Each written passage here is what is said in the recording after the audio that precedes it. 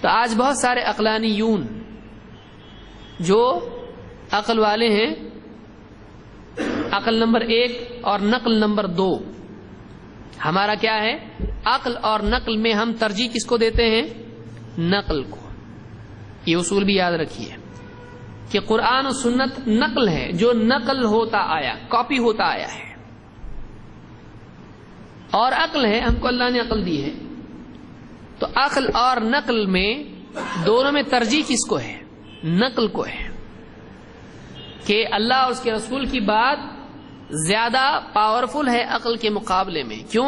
اس لیے کہ عقل کا کوئی ایک کمال نہیں ہے، عقل کی سٹیجز ہوتی ہے، لیکن وحی میں کوئی نقص نہیں ہے۔ سمجھ میں آ رہی بات؟ یاد رکھیے اس کو۔ عقل میں نقص ہوتا ہے کہ نہیں ہوتا ہے؟ ہم کتنے لوگوں کو کہتے ہیں، بلکہ بعض اوقات اپنے آپ کو، کیا عقل ہی نہیں مجھ کو، رہ کے بھی بولتا ہے۔ غلط ڈیسیجنز کی وجہ سے آدمی اپنے آپ کو بولتا ہے عقل نہیں ہے یا عقل کمزور ہے۔ عقل ناقص ہوتی ہے، لیکن نقل، وحی، اللہ کا پیغام ناقص نہیں ہوتا ہے۔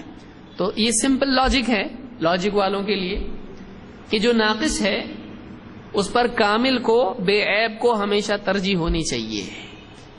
اور کم علم والے کا ڈیسیجن، دوسرا پہلو آپ دیکھیں، ایک آدمی عقل سے فیصلہ کر رہا ہے تو اس کے پاس نالج ہے، صحیح، کیونکہ ڈیسیجن کے لیے نالج زیادہ ہونا چاہیے۔ تو کم نالج والا، کم علم والے کا فیصلہ، اور وحی کیا ہے؟ کامل علم والے کا فیصلہ،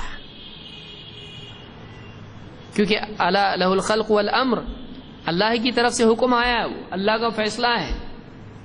تو وحی اللہ کا فیصلہ ہے، اور عقل کی بنیاد پر انسان فیصلہ کرتا ہے۔ تو ظاہر بات ہے زیادہ بلکہ کامل علم والے کا فیصلہ ہمیشہ ناقص علم والے کے فیصلے پر بھاری ہونا چاہیے۔ تو اس عقل کی وجہ سے بھی دیکھیے عقل کا فیصلہ کیا ہے کہ وحی ہمیشہ ترجیح پائے گی کس پر؟ عقل پر۔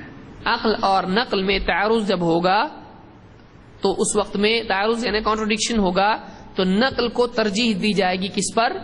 عقل پر۔ ورنہ دو آدمیوں میں جب جھگڑا ہو تو کون سی عقل بھاری پھر جھگڑا ہوگا، تیسرے کی کیوں ججمنٹ والی؟